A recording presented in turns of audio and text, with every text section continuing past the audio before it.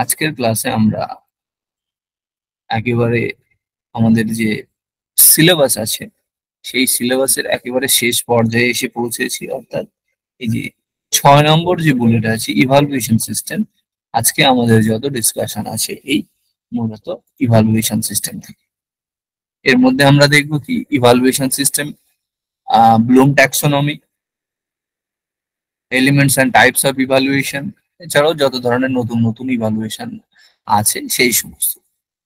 তো আমরা আজকের ক্লাসের যে শুরুটা করবো সেটা মূলত হচ্ছে ব্লুম ট্যাক্সোনমি থেকে।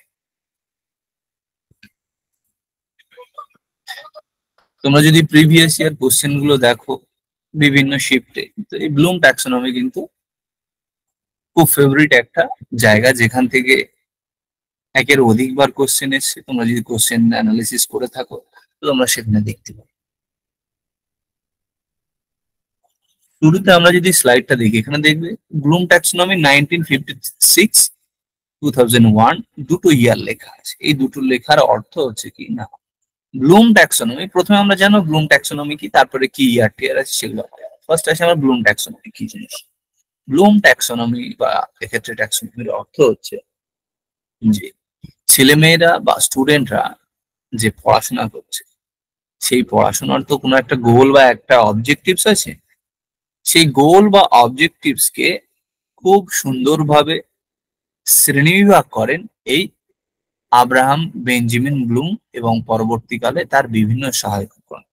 তো তিনি বা তার সহযোগীগণ এই স্টুডেন্টদের বিহেভিয়ারের কি অবজেক্টিভস বা তারা যে বিভিন্ন ধরনের অ্যাক্টিভিটিতে পার্টিসিপেট করছে এর কি অবজেক্টিভস আছে, এই অবজেক্টিভস কে মূলত এই ব্লুম ট্যাক্সোনমির সাহায্যে বর্ণনা করা হয় খুব সুন্দরভাবে, এবং কতটুকু ফুলফিল হলো সেটাও কিন্তু এখান থেকে জানা যায়। এখানে বলা হচ্ছে না, ব্লুম ট্যাক্সোনমিতে তিনটে ডমিন আছে বা তিনটে ক্ষেত্র আছে। First cognitive domain, second affective domain, third psychomotor domain. আমরা প্রত্যেকটা আরো বিস্তারিত ভাবে জানবো। এবারে আসি কি না, এই ব্লুম ট্যাক্সোনমি সর্বপ্রথম আসে 1956 এ। সর্বপ্রথম আসে 1956 এ। সেটা handbook 1 cognitive was publish in 1956। আমরা একটু আগেই বললাম যে এখানে দেখো তিনটে আমরা ডমিনের কথা পড়ছি, একটা হচ্ছে সাইকোমোটর ডমিন, একটা অ্যাফেক্টিভ ডমিন, তারপরে প্রথমে কগনিটিভ ডমিন, অ্যাফেক্টিভ ডমিন অ্যান্ড সাইকোমোটর ডমিন। তো সেই এইগুলোর মধ্যে কগনিটিভ ডমিন যেহেতু শুরুতে, তো এর সূত্রপাত হয় বা এটি সর্বপ্রথম আসে 1956 এ, এবং সেকেন্ড যে ভলিউম আসে সেই ভলিউমে আসে অ্যাফেক্টিভ ডমিন। এবং এই যে এই তিনটে ডোমেন বা এই সমস্ত কিছু 2001 সালে পুনরায় রিভাইজ করা হয়। তাই দুটো সাল, প্রথম আসে 1956 এ এবং রিভাইজ ব্লুম ট্যাক্সোনমি আসে 2001 এ। যেটা তোমরা যারা টিচার্স ট্রেনিং এ আছো এই মুহূর্তে ক্লাস করছো বা বিএড এ পড়ছো, এমএড এ পড়ছো, তারা এটা সম্পর্কে অবগত থাকবে। বা যারা এডুকেশনের ছেলে মেয়ে তারা এটা তাদের সিলেবাসের বিভিন্ন জায়গায় পড়েছে। আসি এবারে আমরা what is cognitive domain. Cognitive ডোমেনের অর্থ হচ্ছে, আমি যদি মানুষের বিহেভিয়ারকে দুই ভাগে ভাগ করি, একটা হচ্ছে নন বিহেভিয়ারাল অবজেক্টিভস আর একটা বিহেভিয়ারাল অবজেক্টিভস। অর্থাৎ তার আচরণের যেটা ডিরেক্টলি যে চেঞ্জটা আসে সেটাকে বলা হয় বিহেভিয়ারাল অবজেক্টিভস। তো এই এডুকেশনাল এই এডুকেশনে বা ট্যাক্সোনমি অফ এডুকেশনাল অবজেক্টিভসে তিনি কি বললেন না, এখানে মূলত স্টুডেন্টদের যে নলেজ আছে সেই নলেজকে এখানে কতটা গোল, সেই নলেজের ক্ষেত্র অনুযায়ী কতটা অ্যাচিভ করতে পেরেছে বা কতটা অ্যাচিভ করতে সক্ষম হয়েছে সেটা কিন্তু এখানে দেখা হয়। এখানে একটা হায়ারার্কির কথা বলা হচ্ছে, ঠিক আছে, সিম্পল টু কমপ্লেক্স। অর্থাৎ শুরুতে যেটা আছে সেটা একটু সহজ, এবং যত আমরা সামনের দিকে এগাতে থাকবো ততই তার কমপ্লেক্সিটি বা সেটা কংক্রিট টু অ্যাবস্ট্রাক্টে শিফট হতে থাকে। এবারে দেখো এই যে 1956 এ যে ট্যাক্সোনমি দেওয়া হয়েছে, সেই ট্যাক্সোনমিতে যে ছটা কি বলবো ছটা এই সরি কগনিটিভ যে ডোমেন ছিল, সেই কগনিটিভ ডোমেনে তিনি ছটা ক্যাটাগরির কথা বলবেন। ফার্স্ট আছে নলেজ। নলেজের অর্থ হচ্ছে কি জ্ঞান। Knowledge, comprehension, application, analysis, synthesis and evaluation. এগুলো কি জিনিস একটু বলো। তোমরা যখন কিছু পড়াশোনা করো, এমন কোনো নলেজ, এমন কোনো বিষয় থাকে, এমন কোনো তথ্য থাকে যেটা তুমি মুখস্থ করতে পারো। কি ভারতবর্ষ কত সালে স্বাধীন হয়? 1947 সালে। পশ্চিমবঙ্গের প্রধান শহর কোনটি? কলকাতা। যে সমস্ত ঘটনাগুলো, যে সমস্ত তথ্যগুলো কেবল তুমি স্মৃতিতে সংরক্ষিত আছে, যখন প্রয়োজন পড়ে সেগুলোকে তুমি রিকল করো, সেগুলোকে বলা হয় নলেজ ক্যাটাগরির মধ্যে পড়ে সেগুলো। নেক্সট আছে কম্প্রিহেনশন। কম্প্রিহেনশনের অর্থ হচ্ছে যখন তুমি কোনো বিষয়কে ভালো করে জেনে, ভালো করে বুঝে সেই বিষয়ে উত্তর দাও। শুধুমাত্র স্মৃতিতে সংরক্ষণ নয়, কোনো জিনিসকে ভালো করে জানা, ভালো করে বোঝা এবং তার পরিপ্রেক্ষিতে তুমি সেই রিলেটেড কিছু কাজে সেই ইনফরমেশনকে তুমি কাজে লাগাও, সেটাকে বলা হয় কি? কম্প্রিহেনশন। Next is application. তুমি যে নলেজটা জানলে, যেটা শিখলে, সেটাকে যখন তুমি বাস্তবে প্রয়োগ করবে। Next analysis. অ্যানালিসিস কি? অ্যানালিসিসের অর্থ analysis, synthesis and evaluation. Analysis মানে হচ্ছে কোনো একটা ঘটনাকে পুঙ্খানুপুঙ্খভাবে, বিস্তারিতভাবে খুব সুন্দর করে অ্যানালিসিস করা। অ্যানালিসিসের অর্থ শুধুমাত্র একটা দিক নয়, বোথ সাইড, অর্থাৎ পজিটিভ দিকও আমরা যেমন দেখবো, তার সাথে সাথে নেগেটিভ দিকটাকেও দেখবো। এটাকে বলা হয় কি? অ্যানালিসিস। নেক্সট আছে সিনথেসিস। এই অ্যানালিসিসে যে আমরা এত ঘটনা দেখলাম, পজিটিভ নেগেটিভ সবকিছু দেখলাম, সিনথেসিস হচ্ছে সেই ঘটনাগুলোর মধ্যে যেগুলো মেন পার্ট, মেন অংশ, সেগুলোকে যখন আমরা একত্রিত করি সেটাকে বলা হয় সিনথেসিস। আর লাস্ট হচ্ছে ইভালুয়েশন। তোমরা যে নলেজটা গেইন করলে, তোমরা যে যে বিষয়টা জানলে, যেটা শিখলে, সেটা তুমি কতটা কাজে লাগাতে পারছো সেটাকে ইভালুয়েট করা। Judgement about the value of material method for given purpose. তোমরা সেটা কতটুকু করতে পারছো সেটাকে জাজ করে দেখা। এই হচ্ছে পাঁচটা। এখান থেকে মূলত প্রশ্ন আসে সিকোয়েন্সে, ঠিক আছে? তাই সিকোয়েন্সকে সহজে মনে রাখার জন্য এখানে শর্ট ফর্ম গুলো দেওয়া আছে। K C A, A S E. K for knowledge, C for comprehension, A for application, A for analysis, S for synthesis, E for evaluation. এবার আসি রিভাইজ ট্যাক্সোনমি। 2001 সালে যে রিভাইজ ব্লুম ট্যাক্সোনমি আসে, সেই ট্যাক্সোনমির নাম কি ছিল? না, a taxonomy for teaching, learning and assessment. এবার এই নেটের পরীক্ষাতে আমাদের এডুকেশন সাবজেক্টে সাবজেক্ট পেপার এই কোশ্চেনটা কিন্তু এসেছিল। ব্লুম ট্যাক্সোনমির কোনটা কত সালে এসেছিল, তার নাম কি ছিল? এটা হচ্ছে এই যে রিভাইজ ব্লুম ট্যাক্সোনমি আসে, সেটার নাম ছিল কি? না, a taxonomy for teaching, learning and assessment 2001। এই ব্লুম ট্যাক্সোনমি রিভাইজ মানে হচ্ছে এখানে কিছু সংশোধন করা হয়েছে। আগে আমরা পড়েছিলাম knowledge, comprehension, application, analysis, synthesis and evaluation. এখানে দেখো সামান্য কিছু চেঞ্জ হয়েছে। নলেজ যে শব্দটা, সেই শব্দটা এখানে চেঞ্জ করে হয়েছে রিমেম্বার, অর্থাৎ মনে করা। এর মধ্যে কি কি পড়ে? রিকগনাইজিং এন্ড রিকলিং, সেম জিনিস, জাস্ট নামটা চেঞ্জ হচ্ছে। ওখানে ছিল কম্প্রিহেনশন, এখানে হলো আন্ডারস্ট্যান্ডিং। ওখানে ছিল অ্যাপ্লিকেশন, এখানে হলো অ্যাপ্লাই। এবারে এখানে একটু চেঞ্জ হচ্ছে। অ্যানালিসিস থেকে হলো অ্যানালাইজ, সিনথেসিসটা চেঞ্জ হয়ে গেল, এলো ইভালুয়েট অ্যান্ড ক্রিয়েট। ইভালুয়েশন একেবারে লাস্টে ছিল, এখানে ইভালুয়েশনটা চলে এলো, আর নতুন যেটা অ্যাড হলো সেটা হচ্ছে ক্রিয়েট করা। ঠিক আছে? এই হচ্ছে ব্লুম ট্যাক্সোনমি। আমি আবারও বলছি কি, না এটা কিন্তু সিম্পল টু কমপ্লেক্স বা কংক্রিট টু অ্যাবস্ট্রাক্ট, এই সিকোয়েন্সে সাজানো। ফার্স্ট কি? Remember, understanding, applying, analysing, evaluating and creating. এই ছবিটা দেখলে কোথায় কি চেঞ্জ হয়েছে সেটা আরো বোঝা যাবে। দেখো কি চেঞ্জ হয়েছে। 1956 সালে যে ব্লুম ট্যাক্সোনমি ছিল, সেখানে মূলত নাউনটা ইউজ করা হতো। এখন সেটাকে চেঞ্জ করে কি ভার্ব ফর্মটা ইউজ করা হয়, সেই ওয়ার্ডের ভার্ব ফর্মটা ইউজ করা হয়। দেখো নলেজ এখানে remember, comprehension understand, application apply, analysis analyze, সিনথেসিসটা ক্রিয়েট হয়েছে সেখানে উঠে গিয়ে, আর ওখানকার ইভালুয়েশনটা 2001-এ রিভাইজড হয়ে হয়েছে কি? ইভালুয়েট।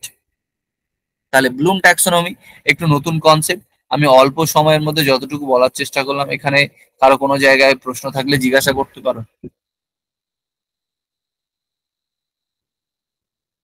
এটা কিন্তু অনেকের কাছে নতুন কনসেপ্ট, যাদের কাছে পুরানো কনসেপ্ট তাদের কাছেও যদি কোনো সমস্যা থেকে থাকে বলে নাও। Cognitive domain Bloom taxonomy, revise Bloom taxonomy and revised Bloom taxonomy. আমরা কগনিটিভ ডোমেইনে গেলাম। আমরা শুরুতেই বলেছি কি, ব্লুম ট্যাক্সোনমি তিনটে ডোমেইন ছিল। একটা কগনিটিভ ডোমেইন, নেক্সট ইজ আমাদের অ্যাফেক্টিভ ডোমেইন। তাহলে কগনিটিভ ডোমেইনে কি নিয়ে আলোচনা করা হয়? মূলত নলেজ বা জ্ঞানগত বা তথ্যগত বিষয় নিয়ে আলোচনা করা হয় থাকে। এই যে অ্যাফেক্টিভ ডোমেইনটা ব্লুম ট্যাক্সোনমিতে অ্যাড হয় 1973-তে, এবং অ্যাড করেন কি ক্রাথহোল, ব্লুম অ্যান্ড মাসিয়া। এনারা তিনজনে এই অ্যাফেক্টিভ ডোমেইনকে ব্লুম ট্যাক্সোনমিতে অ্যাড করেন 1973-তে।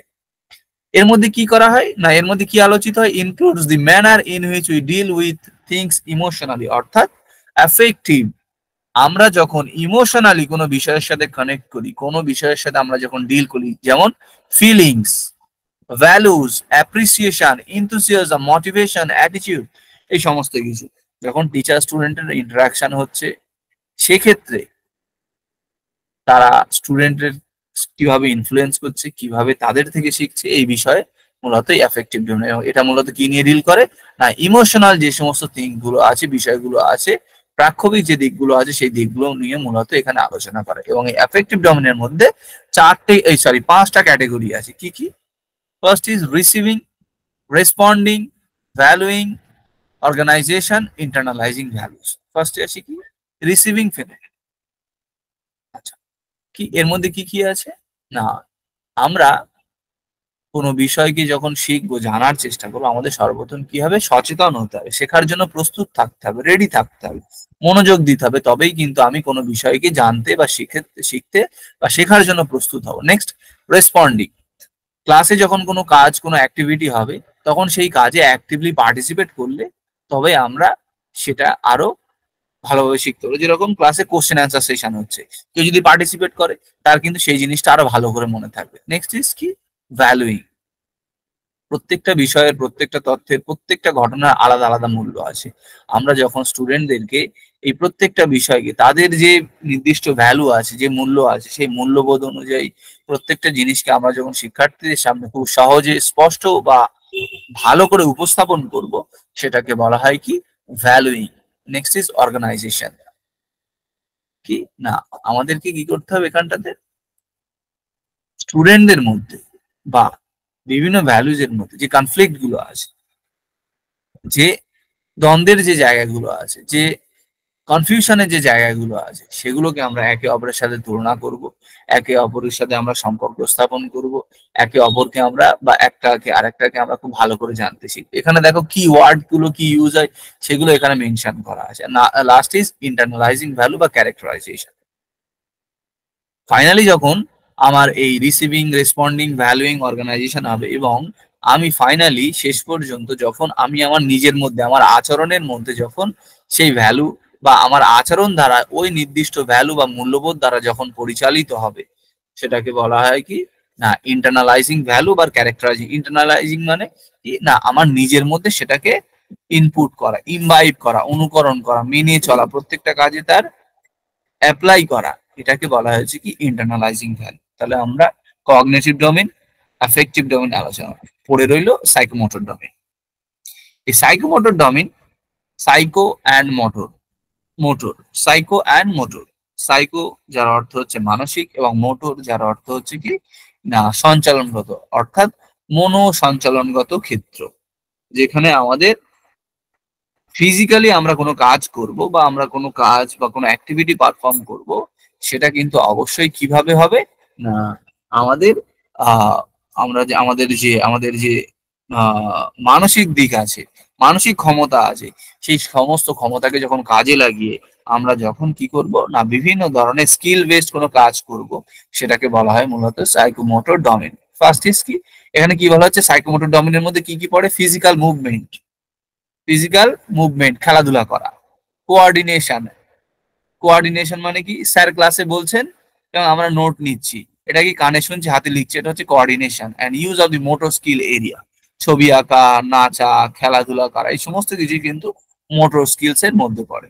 এবারে এর মধ্যে কি কি পড়ে না, সাইকোমোটর স্কিলের মধ্যে যে সমস্ত টার্ম গুলো মূলত ইউজ হয়ে থাকে: স্পিড, আমি কোনো কাজকে কত দ্রুত করতে পারছি; নিখুঁত, প্রিসাইজ ম্যানারে, কত নিখুঁত ভাবে কোনো একটা কাজকে কমপ্লিট করছি; distance, procedure, technique in execution, কোনো একটা কাজকে ফাইনালি পারফর্ম করতে বা এক্সিকিউট করতে কি টেকনিক আমরা ফলো করছি, এগুলো মূলত আছে সাইকোমোটর ডোমেন। এই সাইকোমোটর ডোমেন সংক্রান্ত কনসেপ্ট দিয়েছেন মূলত দুজন ব্যক্তি, একজন হচ্ছেন ডেভ আর একজন হচ্ছে হ্যারো।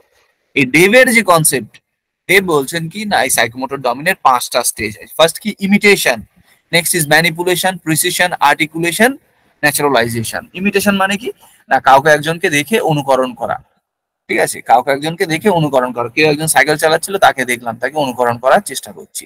নেক্সট ইজ ম্যানিপুলেশন, আমি অনুকরণ তো করলাম, আমি যখন পরে কোনো একটা কাজ করতে যাব আমার মতো করে, সেখানে কিছু পরিবর্তন আমি আমার নিজের মতো করে করবো, একটা ছবি আঁকার ক্ষেত্রে বলতে পারি, ঠিক আছে। প্রিসিশন, কত নিখুঁত ভাবে আমি সেই কাজটা করতে পারছি।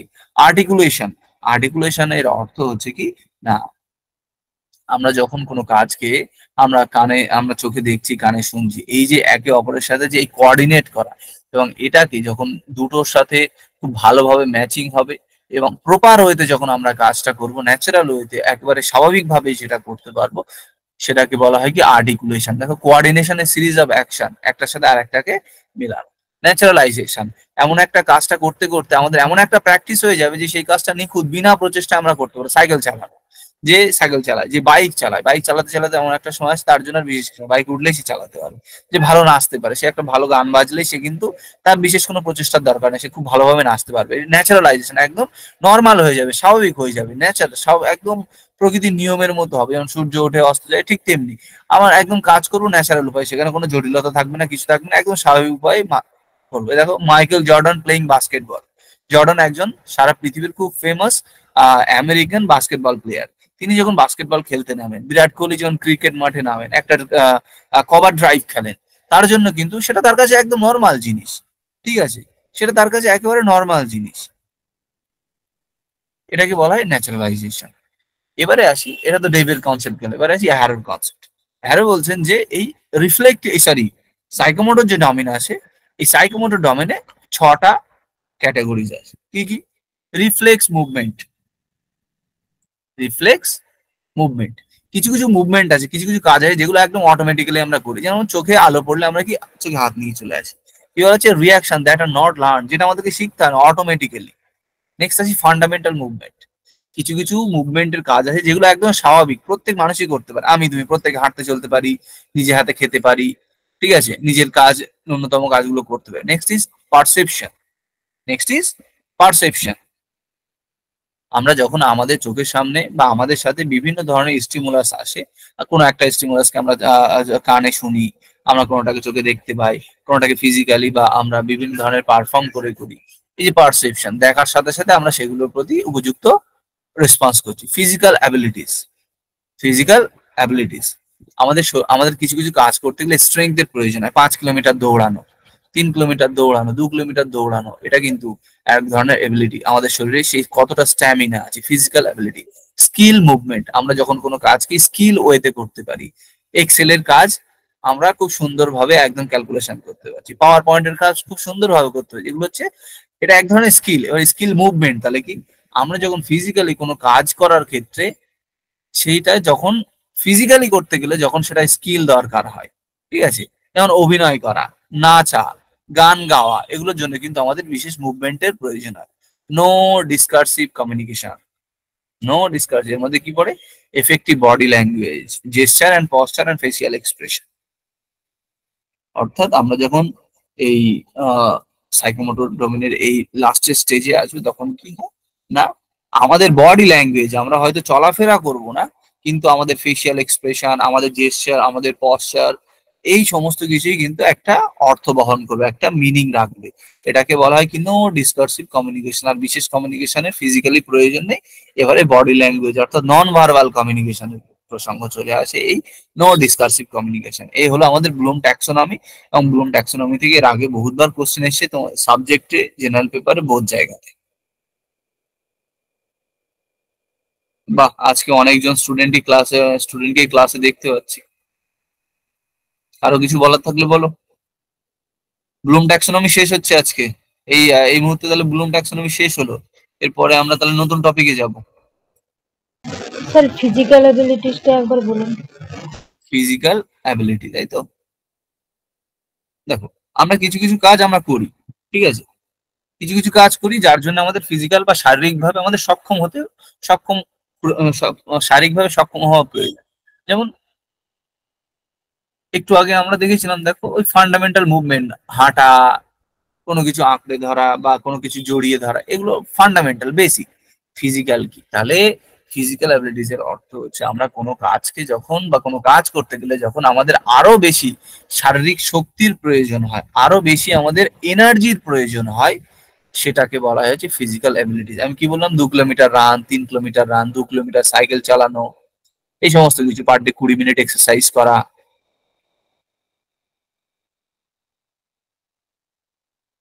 stamina that must be developed for further development such as strength and agility. আর কারো কোনো জায়গায় কোনো কোশ্চেন আছে? কোনো জায়গায় কোনো বুঝতে না পারার জায়গা থাকলে বল। স্যার বলছি এটা কি মানে স্টেপ অনুযায়ী রিলেটেড পরপর নাকি সবগুলো আলাদা আলাদা? একদম প্রত্যেকটার সিকোয়েন্স মনে রাখতে হবে। এই সিকোয়েন্সেই কিন্তু কোশ্চেন এসছে, ঠিক আছে? সিকোয়েন্সেই কোশ্চেন এসছে, পরপর সিকোয়েন্সে, ঠিক আছে? পরপর সিকোয়েন্সেই কোশ্চেন এসছে, তাই সিকোয়েন্স কিন্তু প্রত্যেকটার মনে রাখতে হবে। আগেরটা আমরা যেমন affective receiving, responding, valuing, organisation, naturalisation, এই যে পরপর একদম মনে রাখতে হবে। এর আগে আমরা দেখো ইমিটেশন, ম্যানিপুলেশন, ইমিটেশন, এখানে আমরা দেখেছি imitation, manipulation, precision, articulation, naturalisation. ঠিক এখানে reflex movement, fundamental movement, perception, physical ability, skill, movement, no discursive communication, এই জায়গাগুলো একদম এগুলো স্কিল একদম পর সিকোয়েন্স মনে রাখতে হবে। তাহলে আমরা নেক্সটে যাচ্ছি। এবারে আসবো ইভালুয়েশন। একদম সহজে যাকে বলি মূল্যায়ন করা। What is evaluation? দেখো, আমরা স্কুলে কলেজে অ্যাডমিশন হওয়ার পরে দেখবে তোমরা একটা কারিকুলাম পাও অথবা একটা সিলেবাস। সেই কারিকুলাম বা সিলেবাসের অর্থ এটা যে তোমাদের যে সামনে 6 মাস বা 1 বছর এই যে সময়, এই সময়কালের মধ্যে তোমরা কি কি পড়াশোনা করবে, এটা সেই সিলেবাস বলে দেয়। এই যে সিলেবাস বলে দেয়, এটা যেমন ঠিক তেমনি যে এতদিন এই 6 মাস বা 1 বছর অথবা 1 মাস বা 3 মাস যেই কোর্সেই দেখো না কেন, তোমরা যে পড়াশোনা করছো তোমাদের প্রোগ্রেসটা কি হচ্ছে। তোমাদের তো পড়তে এসে এমনি এমনি তো পড়তে আসোনি, প্রত্যেকের কিছু একটা গোল আছে, কিছু একটা পারপাস আছে, কিছু একটা অবজেক্টিভ আছে, যে আমি এই গোল যেন ফুলফিল হয় সেই জন্য এসে আমার যে এটা পারপাস আছে। সেই পারপাস, সেই গোল আমার ফুলফিল হয়েছে কি হয়নি এটা আমি কিভাবে জানি? ক্লাসে আসছে বাড়ি যাচ্ছে এইভাবে তো জানতে পারবো না। তাহলে এটার জন্য একটা নতুন ব্যবস্থার সৃষ্টি করা হলো বা একটা নতুন পন্থা এলো, যে পন্থাকে আমরা বলি কি ইভালুয়েশন বা মূল্যায়ন। The process of characterising and appraising some aspect of an educational process. এছাড়াও কি না, the act of placing value of something, কোন একটা জিনিসের কি মূল্য হয়েছে সেই মূল্যটাকে দেখা। এছাড়াও কি value judgement of educational status or achievement of students আর ফর, স্টুডেন্টরা কি অ্যাচিভ করতে পেরেছে সেটাকে মূল্যায়ন করে দেখা। এবারে আসি এর মেন কনসেপ্টে। এই ইভালুয়েশনের যে কনসেপ্ট, এটা একটা সিস্টেম্যাটিক প্রসেস, ঠিক আছে? এরকম না যে পড়ালাম না আগেই ইভালুয়েশন করলাম, এটা কিন্তু হয় না। আগে আমরা পড়াবো শিক্ষার্থীদের কাছে, সেটা আমরা জানবো যে আমাদের পড়ানো হয়েছে কি হয়নি। আমরা যেমন প্রতিদিন ক্লাস করি, ক্লাসের পরে শেষে 20 মিনিট বা 20 মিনিট একটা সময় থাকে, যে সময়টাতে আমরা কি করি না কোশ্চেন অ্যান্সার সলভ করি, ঠিক আছে? এক্ষেত্রে কি হয় না, আগে আমরা সেই কনসেপ্ট গুলো যেগুলো পড়াচ্ছি সেই রিলেটেড কি কি কোশ্চেন প্রিভিয়াস ইয়ারে এসছে সেগুলো আমরা সলভ করার চেষ্টা করি বা সলভ করি। তাই কি সিস্টেমেটিক ওয়েতে আমরা কিন্তু সেটা করার চেষ্টা করি। তাই বলা হচ্ছে it is a systematic process of collecting and analysing data in order to take decision. আমরা কোন একটা সিদ্ধান্তে যাব যে না এখানে শিক্ষার্থীদের দুর্বলতা আছে না নেই, এখানে শিক্ষার্থীদের স্ট্রেংথ তৈরি হয়েছে না হয়নি, শিক্ষার্থীদের নলেজ গেইন শিক্ষার্থীরা করতে পেরেছে না পারেনি, এই সমস্ত কিছু ডেটা কিন্তু আমরাই ইভালুয়েশনের মাধ্যমে জানতে পারি। এবং বলা হচ্ছে কি evaluation is both quantitative and qualitative process. এটার অর্থ কোয়ান্টিটেটিভ মানে ইভালুয়েশনের অর্থ আমরা যখন শিক্ষার্থীদের পড়াচ্ছি এবং পরীক্ষা নিচ্ছি এবং পরীক্ষার ভিত্তিতে তাদের কোনো একটা নাম্বার দিচ্ছি, সেটাকে বলা হয় কি কোয়ান্টিটেটিভ দিক। আর একটা হচ্ছে কি কোয়ালিটেটিভ প্রসেস। দেখবে তোমাদের ইভালুয়েশন এরকম অনেক ক্ষেত্রে ইভালুয়েশন এরকম হয় যে সেক্ষেত্রে তোমাদের কি ওরকম নির্দিষ্ট কোনো নাম্বার দেওয়া হয় না। তোমরা বিভিন্ন ধরনের কো কারিকুলার অ্যাক্টিভিটিতে পারফর্ম করো, তোমাদের কিন্তু সেখানে কি বলা হয় গুড, ভেরি গুড, এ ভালো পারফর্ম করেছে, এটা আরো বেটার হতে, খুব সুন্দর পারফর্ম করেছে, সেখানে কিন্তু ওরকম নাম্বার দেওয়ার কোনো জায়গা নেই। অর্থাৎ ইভালুয়েশনকে আমরা কোয়ান্টিটেটিভ নাম্বার দিয়েও মেজার করতে পারি, আবার নাম্বার না দিয়েও আমরা বিবৃতি দিয়েও কিন্তু সেটাকে মেনশন করতে পারি, কোয়ালিটেটিভ প্রসেস। তাই evaluation is both quantitative and qualitative. আর ইভালুয়েশনের সব থেকে বেটার বা সব থেকে অ্যাপ্রোপ্রিয়েট ডেফিনেশন যদি আমরা দেওয়ার চেষ্টা করি, তাহলে আমাদের 3টে জিনিস মাথায় রাখতে হবে। এখানে সেই তিনটে জিনিস আলোচনা করবো। এই তিনটে ছাড়া evaluation incomplete. First is quantitative description of people achievement. Quantitative description একটু আগে বললাম কি না, শিক্ষার্থীদের পড়ানো হলো, তারপরে তাদের পরীক্ষা নেওয়া হলো, পরীক্ষায় তারা একটা নাম্বার পেল, এটা কি কোয়ান্টিটেটিভ, অর্থাৎ সংখ্যায় যেটা পেয়েছি, অর্থাৎ পরিমাণগত অ্যাচিভমেন্ট বা প্রাপ্তি, পারদর্শিতা। Next is qualitative description of people's ability. আমরা এটা পড়ালাম, এটা পড়ানোর পরে শিক্ষার্থীদের মধ্যে কি কি স্কিল ডেভেলপ হয়েছে, শিক্ষার্থীরা এর পরে কি কি করতে পারবে, এই নলেজ যে এখান থেকে যে স্কিল তারা শিখেছে, যে নলেজ তারা গেইন করেছে, এটাকে তারা কি কি ইন ফিউচার কাজে লাগাতে পারবে। Qualitative description of people abilities, তাদের মধ্যে এই এই ক্ষমতা, এই এই স্কিল আমরা ডেভেলপ করতে সক্ষম হয়েছি, এটা হচ্ছে কি qualitative description of people abilities. Next is কি না, value judgement about achievement and abilities.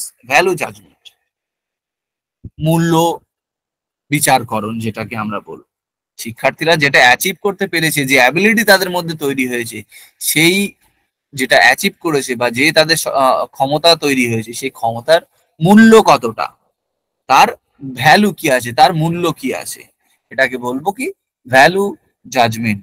তাই ইভালুয়েশনকে আমরা ডিফাইন করার জন্য তিনটে কনসেপ্টকে অবশ্যই মাথায় রাখবো।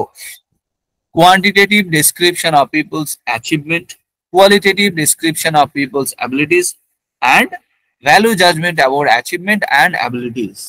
শিক্ষার্থীদের যে প্রাপ্তি বা তাদের যে ক্ষমতা, সেই ক্ষমতার মূল্য বিচার করে দেখা। যে শিক্ষার্থীরা তো বানালাম, আমাদের সোসাইটিতে সেই শিক্ষার্থীর কিভাবে সোসাইটিকে এগিয়ে নিয়ে যাবে, সোসাইটিতে তার কি অবদান থাকবে, এই হচ্ছে ভ্যালু জাজমেন্ট, মূল্য আরোপ করা। এবারে আসবো ক্যারেক্টারিস্টিক্স কিছু। এখানে অনেক ক্যারেক্টারিস্টিক্স আছে, তার মধ্যে আমি কয়েকটা বলবো, এর আগে আমরা অলরেডি বলে নিয়েছি। First is continuous process. Evaluation কিন্তু ধারাবাহিকভাবে চলতে পারে, ইভালুয়েশন কিন্তু ধারাবাহিকভাবে চলতে পারে। এবার একটা কথা বলি, ইভালুয়েশনের সাহায্যে শিক্ষার্থীদের, আচ্ছা এর পরপরই আছে, আমি বলে দিচ্ছি একটু একটু। কন্টিনিউয়াস প্রসেস কি না, এই মূল্যায়ন কিন্তু টিচিং লার্নিং প্রসেস চলতেই থাকবে, যতদিন টিচিং লার্নিং থাকবে এই ইভালুয়েশন কিন্তু ততদিন থাকবে। এটা ফর্ম চেঞ্জ হতে পারে, এর আগে আমরা বছরে একটা পরীক্ষা দিতাম, এখন আমরা সেমিস্টার পরীক্ষা দিই, এছাড়াও ইন্টারনাল পরীক্ষা তো আছেই আছে, এরকম। Evaluation is comprehensive, it includes everything. দেখো, ইভালুয়েশন আমরা শিক্ষার্থীর সব দিকের বিচার করতে পারি, ঠিক আছে। কম্প্রিহেনসিভ, সমগ্র দিক, মানে তার নলেজের যে দিকগুলো আছে, কগনিটিভ যে সাইডগুলো আছে, সেই দিকগুলোর অনেকগুলোই বিচার করতে পারি, কিন্তু এ টু জেড, অর্থাৎ সম্পূর্ণ সমস্ত কিছুই কিন্তু কোনো টেস্ট বা ইভালুয়েশনের সাহায্যে আমরা ইভালুয়েট করতে বা মূল্যায়ন করতে পারি না। সমস্ত গুণ বা বৈশিষ্ট্যকে আমরা ইভালুয়েট করতে পারি, কিন্তু 100% কখনোই করা সম্ভব হয় না। কোনো একটা টেস্টের সাহায্যে, কোনো একটা ইভালুয়েশনের সাহায্যে আমরা শিক্ষার্থীর 100% দিক মূল্যায়ন করতে পারি না। করতে পারি সমস্ত দিকে, কিন্তু সেখানেও কিছু গ্যাপ, কিছু খামতি আমাদের রয়ে যায়। Evaluation is a cooperative process. Stakeholder কারা কারা এই এডুকেশন সিস্টেমে? টিচার, স্টুডেন্ট, প্যারেন্টস বা গার্ডিয়ানস, সমস্ত কিছু। এই ইভালুয়েশনের ক্ষেত্রে আমরা একজন আরেকজনকে কিন্তু অ্যাসিস্ট করে, হেল্প করে, ঠিক আছে। এবার বলতে পারো যে স্যার টিচার স্টুডেন্টকে, এই টিচার গার্জিয়ান কি করে স্যারকে হেল্প করে?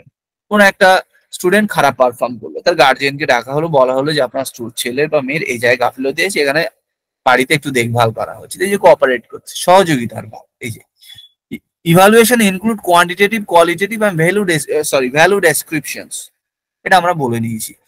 Evaluation is remedial in nature. ইভালুয়েশনের অর্থ শুধুমাত্র পরীক্ষা নেওয়া কিন্তু নয়, তার সাথে সাথে কি না, তাদের যে ভুল, তাদের যে ত্রুটি, তাদের যে দুর্বলতা, সেই দুর্বলতাটাকেও কিভাবে আমরা ওভারকাম করতে পারবো, সেটাও কিন্তু ইভালুয়েশনের মধ্যেই পড়ে। Evaluation is not confined to the classroom only. Evaluation কেবলমাত্র শুধু ক্লাসরুমের মধ্যে লিমিটেড নয়। ক্লাসরুমের মধ্যে যেটা লিমিটেড সেটা হচ্ছে কারিকুলার অ্যাক্টিভিটিস গুলো, আর যে কো কারিকুলার অ্যাক্টিভিটিস বা সহপাঠক্রমিক যে কার্যাবলীগুলো আছে, যেগুলো আউট অফ দি ক্লাসরুম অথবা ফিল্ড, এক্সকারশন, ট্রিপ, এই সমস্ত জায়গায় যে কাজগুলো হয়ে থাকে, সেগুলো কিন্তু আমরা ক্লাসরুমের মধ্যে ইভালুয়েট করতে পারবো না। It gives more importance two learning as compare to teaching. মূলত শিক্ষার্থী কতটা শিখলো, শিক্ষক কতটা শেখাতে পারলো, তারই রূপ কিন্তু শিক্ষার্থী কতটা শিখলো। তাই এখানে শিক্ষার্থীর মূল্যায়ন করা হয়, শিক্ষকের নয়। হ্যাঁ, ইনডাইরেক্টলি বোঝা যায় যে 50 জন স্টুডেন্টের মধ্যে 40 জন ভালো পারফর্ম করছে, 10 জন খারাপ করেছে, এটা স্বাভাবিক ঘটনা। কিন্তু এরকম যদি হয় 50 জন স্টুডেন্টের মধ্যে 10 জন ভালো করেছে, 40 জন খারাপ করেছে, তার মানে এখানে টিচিং এর দিকেই গাফিলতি বা দুর্বলতা আছে, এটা মেনে নিতে হবে। The guide to the students as well as teacher, evaluation কিন্তু এটাই যেটা বলছি, টিচারকেও যেমন গাইড করে স্টুডেন্টদেরকেও গাইড করে যে টিচারের পড়ানোর দিক থেকে গাফিলতি আছে না কয়েকজন সিলেক্টেড কিছু স্টুডেন্ট আছে যাদের দিক থেকে দুর্বলতা আছে। Evaluation is very scientific and systematic. Scientific and systematic, এটা বিজ্ঞান ভিত্তিক এবং পদ্ধতি অনুযায়ী বা স্টেপ বাই স্টেপ এই কাজটা, ইভালুয়েশনের কাজটা হয়ে থাকে, তাই এটা সিস্টেমেটিক অ্যান্ড সায়েন্টিফিক। নেক্সট আসবো প্রিন্সিপাল। প্রিন্সিপালটা অতটা ইম্পর্টেন্ট নয়, এই জায়গাটা হচ্ছে ইম্পর্টেন্ট। টাইপস অফ ইভালুয়েশন, কত ধরনের ইভালুয়েশন হয়, আমরা অনেক ধরনের ইভালুয়েশন পাবো, কিন্তু যেগুলো সব থেকে বেশি ইম্পর্টেন্ট আমরা সেগুলো আলোচনা করবো। First is formative evaluation, summative evaluation, diagnostic evaluation, placement evaluation. প্রথমে আসবো আমরা formative evaluation. What is formative evaluation বা গঠনগত মূল্যায়ন বাংলায় বলি। ফরম্যাটিভ ইভালুয়েশনের অর্থ হচ্ছে যখন শিক্ষার্থীরা পড়াশোনা করবে এবং তাদের পড়াশোনা যেইভাবে চলতে থাকবে এবং পড়াশোনার সাথে সাথে অর্থাৎ সাইমালটেনিয়াসলি আমরা যখন শিক্ষার্থীদের ইভালুয়েট করতে থাকবো, সেটাকে কি বলা হয়? Formative evaluation during the formation of knowledge আর during the teaching learning process. অর্থাৎ টিচিং লার্নিং এ চলবে এবং কি ইভালুয়েশনও চলতে থাকবে সাইমালটেনিয়াস, একই সাথে যখন শেখানোও হবে আবার মূল্যায়ন করা হবে, সেটাকে কি বলা হয়? Formative evaluation. এই ফরম্যাটিভ ইভালুয়েশনের উদাহরণ কি? ইউনিট টেস্ট, ক্লাস টেস্ট, ক্লাসের শেষে কুইজ, এই সমস্ত কিছু, এটাকে বলা হয় কি? Formative evaluation. It is ongoing and process oriented, এটা কিন্তু চলমান, অনগোয়িং, চলতে থাকে, প্রসেস ওরিয়েন্টেড, একটার পর একটা হতে থাকে এইভাবে। Both teacher and student during instruction that provide feedback to adjust online teaching learning. এই ফরম্যাটিভ ইভালুয়েশনের সাহায্যে টিচার এবং স্টুডেন্ট উভয়েরই কিন্তু ফিডব্যাক দেওয়ার জায়গা থাকে এবং এই ফিডব্যাকের সাহায্যে শিক্ষকের মেথড বা মেথডস অফ টিচিং বা যে পদ্ধতিতে পড়াচ্ছেন, পাঠদান করছেন, সেখানে যদি কোনো সংশোধনের প্রয়োজন হয় সেটা সংশোধন করে, এবং শিক্ষার্থী কোনো জায়গায় যদি তার উইকনেস থেকে থাকে সেটাও কিন্তু তিনি বা সেই শিক্ষার্থী ওভারকাম করতে পারে। এই ফরম্যাটিভ ইভালুয়েশনে মূলত 3টে পার্ট আছে, সেগুলো হচ্ছে কি? প্ল্যান প্রসেস, ইনস্ট্রাকশনাল অ্যাডজাস্টমেন্ট আর students learning practice adjustment. First আছে প্ল্যান প্রসেস। এখানে যা কিছুই হয় সবকিছুই কিন্তু প্ল্যান মাফিক হয়, ঠিক আছে? যেইভাবে ইভালুয়েশন হোক না কেন সেটা কিন্তু প্ল্যান মাফিক হয়ে থাকে। নেক্সট আসি ইনস্ট্রাকশনাল অ্যাডজাস্টমেন্ট। আমরা এখানে শিক্ষার্থীদের যে পরীক্ষা নিই বা ইভালুয়েট করি, সেই ইভালুয়েশনের যে রেজাল্ট, সেই রেজাল্টের পরিপ্রেক্ষিতে বা সেই এভিডেন্স আমাদের কাছে যে উঠে আসে, সেই এভিডেন্সের ভিত্তিতে আমরা কি করতে পারি না, শিক্ষার্থীর মধ্যে কি কি স্কিল ডেভেলপ হয়েছে, শিক্ষার্থীদের মধ্যে আরো কি কি নলেজের প্রয়োজন আছে, শিক্ষার্থীদের আরো কি ইমপ্রুভমেন্টের জায়গা আছে, সবকিছুই কিন্তু এখান থেকে ইনস্ট্রাকশনাল অ্যাডজাস্টমেন্টের মধ্যে আছে। আর next is students learning practice adjustment. আমরা যখন ফরম্যাটিভ যে অ্যাসেসমেন্ট বা ইভালুয়েশন করে থাকি, ঠিক আছে, এই ফরম্যাটিভ ইভালুয়েশন আমরা যখন করে থাকি, এক্ষেত্রে আমাদের কি কাজ করতে হয় না, আমাদের কাছে শিক্ষার্থীদের জন্য শিক্ষার্থীদের যে ইভালুয়েট করছি বা শিক্ষার্থীদের মধ্যে যে ইভালুয়েশনের পরে কি কি চেঞ্জ আনার প্রয়োজন আছে, এই সমস্ত কিছুই কিন্তু আমরা এমনি এমনি করি না। এর জন্য আমাদের কিছু এভিডেন্স প্রয়োজন, আমাদের কিছু তথ্যের প্রয়োজন। সেই তথ্য থাকে, সেই তথ্যের পরিপ্রেক্ষিতে কিন্তু আমরা বিভিন্ন ধরনের স্টেপ নিয়ে থাকি, বিভিন্ন পর্যায় বা বিভিন্ন পন্থা আমরা অবলম্বন করে থাকি। তারপরে সামেটিভ অ্যাসেসমেন্ট। সামেটিভ অ্যাসেসমেন্ট কি না, যখন কোনো কারিকুলাম, কোনো সিলেবাস শেষ হবে এবং শেষ হওয়ার পরে আমরা শিক্ষার্থীদের ইভালুয়েট করবো। অর্থাৎ এর আগে আমরা পড়েছিলাম কি সাইমালটেনিয়াস, অর্থাৎ টিচার পড়াচ্ছেন এবং ইভালুয়েট করছেন, দুটো একই সাথে হচ্ছে। এখানে কিন্তু সেটা নয়, শিক্ষক পড়িয়ে যাবেন এবং নির্দিষ্ট সময়ের পরে, 3 মাস পরে, 6 মাস পরে, 1 বছর পরে, 2 বছর পরে যখন ইভালুয়েশন হয় সেটাকে বলা হয় কি? Summative evaluation. অর্থাৎ সারা সেমিস্টার, সারা বছর ধরে কি পড়ানো হয়েছে সেই পরীক্ষার যে ফলাফল সামেটিভ, তার যোগফল, সেই এক্সপিরিয়েন্সকে একত্রিত ভাবে বা একত্রে একই জায়গায় বা একই সময়ে যখন আমরা ইভালুয়েট করব সেটাকে বলা হয় কি summative evaluation at the end of a session or at the end of a course study. কোন একটা সেশন শেষ হলে অথবা কোন একটা কোর্স শেষ হলে আমরা যে ইভালুয়েশনটা করে থাকি সেটাকে বলা হয় কি সামেটিভ ইভালুয়েশন। এছাড়াও কি to recognise or determine what students actually know and what they not know. এক্ষেত্রে কি হয়, সামেটিভ ইভালুয়েশনের ক্ষেত্রে আমরা একেবারে শেষ পর্যায়ে জানতে পারি যে শিক্ষার্থীরা কি শিখতে পারলো এবং কি তারা শিখতে পারলো না। সামেটিভ ইভালুয়েশনের সাহায্যে মূলত শিক্ষার্থীদের শিক্ষার্থীদের থেকে কোয়ান্টিটেটিভ ডেটা কালেক্ট করা হয় এবং কোয়ান্টিটেটিভ ডেটার পরিপ্রেক্ষিতে বা ভিত্তিতে আমরা বিভিন্ন সিদ্ধান্তে পৌঁছানোর চেষ্টা করি।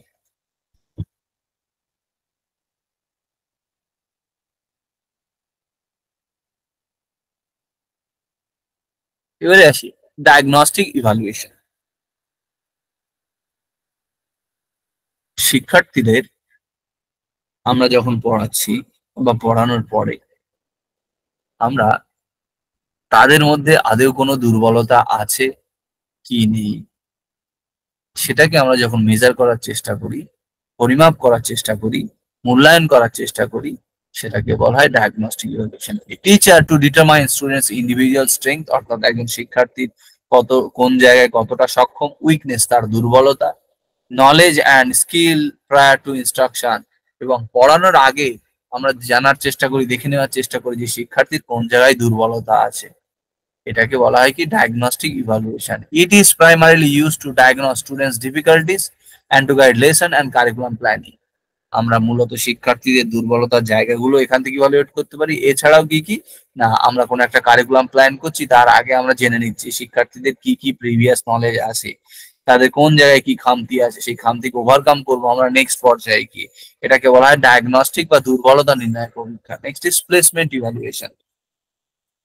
কোন একটা স্কুল, কোন একটা কলেজ, কোন একটা প্রাইভেট সেক্টরে কোন একটা জায়গায় একটা দুটো চারটে 10টা সিট খালি আছে এবং সেই সিটের জন্য বা সেই জবের জন্য নির্দিষ্ট কিছু ক্রাইটেরিয়া আছে। সেই নির্দিষ্ট ক্রাইটেরিয়া দেখে যখন শিক্ষার্থীদেরকে বা সেই নির্দিষ্ট শিক্ষার্থীদের ক্ষমতা দেখে যখন তাদের উপযুক্ত, তাদের নলেজ, তাদের এক্সপিরিয়েন্স, তাদের স্কিলের উপযুক্ত কোনো জায়গায় যখন আমরা ইনভলভ করি অথবা তাদেরকে প্লেস করি, তখন সেটাকে বলা হয় কি প্লেসমেন্ট অ্যাসেসমেন্ট। এই ধরে নিই আমাদের টিচিং লার্নিং স্কুলে পড়াতে গেলে যদি প্রাইমারি স্কুল হয় তাহলে উচ্চ মাধ্যমিক পাস হতে হবে এবং কি না ডিএলএড থাকতে হবে। এই কোয়ালিফিকেশন যারা থাকবে তারা, এবারে অনেক ছেলে মেয়ে এলো এরকম কোয়ালিফিকেশন, শেষে আমি দেখলাম যে না আমি যে পোস্টে চাকরি দিতে চাইছি সেই পোস্টের জন্য কি কি স্কিল দরকার, কি কি গুণ একজন ব্যক্তির মধ্যে আমার চাই, সেগুলোকে যখন আমরা দেখি এবং তার ভিত্তিতে শিক্ষার্থীদের তাদের তাদের যে ক্ষমতা বা যোগ্যতা আছে সেই জায়গায় আমরা তাদেরকে ইনভলভ করি, সেটাকে বলা হয় কি প্লেসমেন্ট ইভালুয়েশন। এছাড়াও আরো বেশ কয়েকটা ইভালুয়েশনের টেকনিক আমরা আজকে একটু ডিসকাস করব সামান্য সামান্য। এছাড়াও এই চারটে ভাগ ছাড়াও আরো দুটো ভাগ আছে, সেটা কি না নর্ম রেফারেন্স টেস্ট ইভালুয়েশন আর অ্যাসেসমেন্ট, আর একটা হচ্ছে criteria reference test and evaluation. Norm reference test আর ইভালুয়েশন কি জিনিস? যখন একই ক্লাসে অনেকজন শিক্ষার্থী থাকবে এবং শিক্ষার্থীদেরকে যখন আমরা কি না কোনো পূর্ব নির্ধারিত কোনো বৈশিষ্ট্যের পরিপ্রেক্ষিতে, পূর্ব নির্ধারিত কোনো বৈশিষ্ট্যের ভিত্তিতে আমরা শিক্ষার্থীদেরকে ইভালুয়েট করব বা শিক্ষার্থীদের মূল্যায়ন করব, তখন সেটাকে বলা হয় কি নর্ম রেফারেন্স টেস্ট। পূর্ব নির্ধারিত বা যে স্পেসিফিক স্কিল, যে নলেজ যেটাই আছে না কেন, সেটা আমরা কি না স্ট্যান্ডার্ডাইজ কোনো টেস্ট অথবা অ্যাসেসমেন্ট টুল বা টেকনিক্স এর সাহায্যে আমরা কি করি না স্টুডেন্টদের সেই টেস্ট দিই। সেই টেস্টের পরিপ্রেক্ষিতে শিক্ষার্থীদের মধ্যে কম্পেয়ার করা হয় এবং তার পরিপ্রেক্ষিতে তাদেরকে ইভালুয়েট করা হয়। এটাকে বলা হয় norm reference test or evaluation or assessment. এবারে আসবো আমরা ক্রাইটেরিয়া, রেফারেন্স টেস্ট, ইভালুয়েশন আর অ্যাসেসমেন্ট। আমরা কি বললাম না, নর্মে কি বললাম যে আমরা ওই শিক্ষার্থীদেরকে ইভালুয়েট করব কি ওই ছেলে মেয়েদেরই সাথে, ঠিক আছে। ক্লাসে পরীক্ষা হয়েছে, তো আমরা ঠিক করে নিয়েছি যে ক্লাসে আমরা তিনজন প্রিডিটারমাইন্ড, তিনজনকে র্যাঙ্ক করাবো বা তিনজন র্যাঙ্কের ছেলে মেয়েকে আমরা নেব, first, second and third. Predetermined হলো এটাও। এছাড়া কি বললাম, আমরা র্যাঙ্কে সাজাবো। তাহলে সেই র্যাঙ্কটা কিসের সাজাবো? নিশ্চয়ই ক্লাস 8 বা 9 এর কোনো একটা ক্লাসে যদি আমি র্যাঙ্ক করি, তার মানে আমি ওই ক্লাসের ছেলে মেয়েদের ভিত্তিতে র্যাঙ্ক করবো, নিশ্চয়ই 8 বা 9 এর ছেলেকে 7 বা 6 এর ছেলের সাথে কম্পেয়ার করবো না। আমরা কি করব না, ওই নির্দিষ্ট ছেলে মেয়েদের ভিত্তিতেই কারা 1, 2, 3 র্যাঙ্ক করেছে সর্বোচ্চ থেকে নিম্ন সাজাতে সাজাতে প্রথম তিনজনকে আমরা নেব কি ফার্স্ট, সেকেন্ড, থার্ড হিসেবে। এটাকে বলা হয় কি নন রেফারেন্স টেস্ট। আর একটা হচ্ছে criteria reference test. Criteria reference টেস্টের অর্থ হচ্ছে যখন স্টুডেন্টদেরকে ইভালুয়েট করা হবে এবং তার জন্য কিছু পূর্ব নির্ধারিত ক্রাইটেরিয়া থাকবে, এই ক্রাইটেরিয়ার পরিপ্রেক্ষিতে আমি বলবো যে না, এই স্টুডেন্টটা কোয়ালিফাই করেছে, এই স্টুডেন্টটা কোয়ালিফাই করেনি। ঠিক আছে, কিরকম? পুলিশের পরীক্ষায় নিয়ম আছে কি 2 কিলোমিটার দৌড়াতে হবে, সরি 3 কিলোমিটার দৌড়াতে হবে, 15 মিনিট বা 16 মিনিট এরকম কিছু একটা নিয়ম আছে, যে এই টাইমের মধ্যে যে যে ছেলে মেয়ে এই ক্রাইটেরিয়া ফুলফিল করবে তারাই বসবে। অথবা এই আমরা এসএসসির জন্য, এমএসসির জন্য অথবা নেট পরীক্ষায় বসছি, এর জন্য কিছু বা আগে থেকে কিছু ক্রাইটেরিয়া ফিক্স করা আছে কি না, প্রত্যেকটা ছেলে বা মেয়েকে হায়ার এডুকেশনের কোনো একটা ইনস্টিটিউটে ভর্তি হতে হবে, ন্যূনতম কোয়ালিফিকেশন হবে গ্রাজুয়েশন পাস করে মাস্টার্সে এনরোল হওয়া।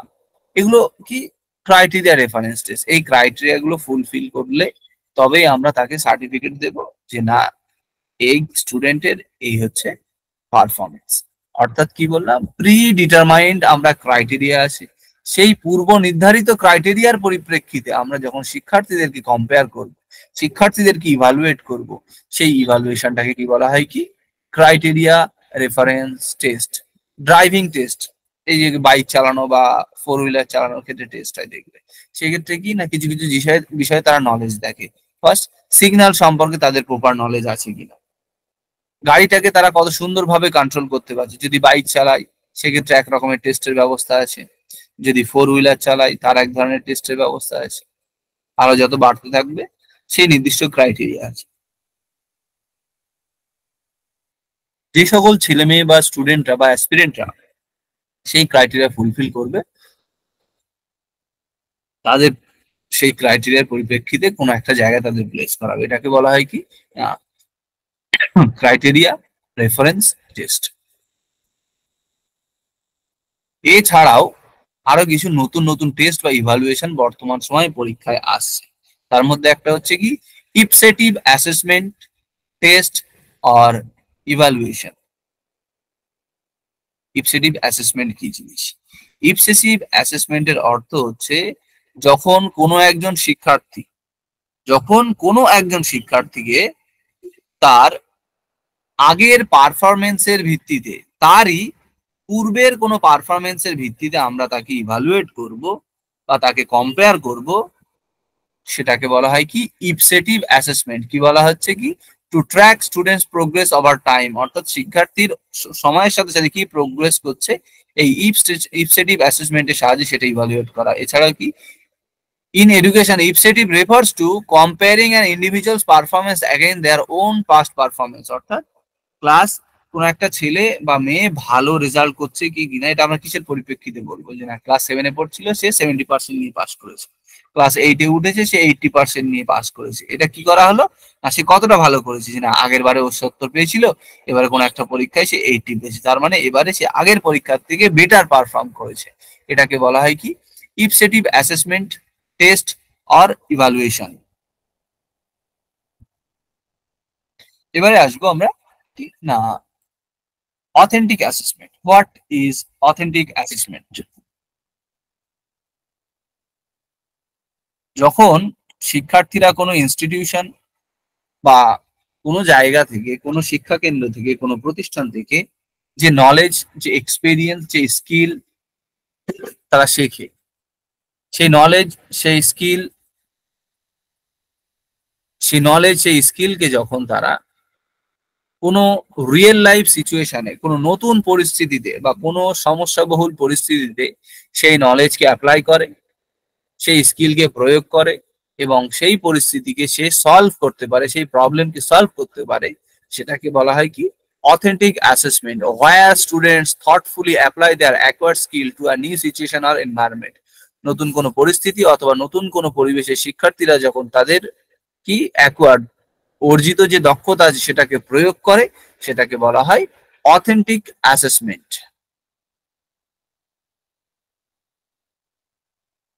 আর কি আছে, তো আমরা এখানটাতে 8টা অ্যাসেসমেন্টের টাইপ আলোচনা করলাম। ফরম্যাটিভ, সামেটিভ,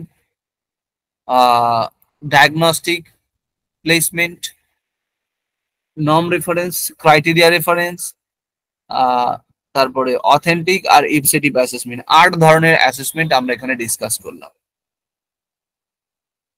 কারো কোনো জায়গায় কোনো প্রশ্ন, কোনো সন্দেহ, কোনো সন্দেহ বলছি, কোনো কনফিউশন থাকলে নির্দ্বিধায় জিজ্ঞাসা করে।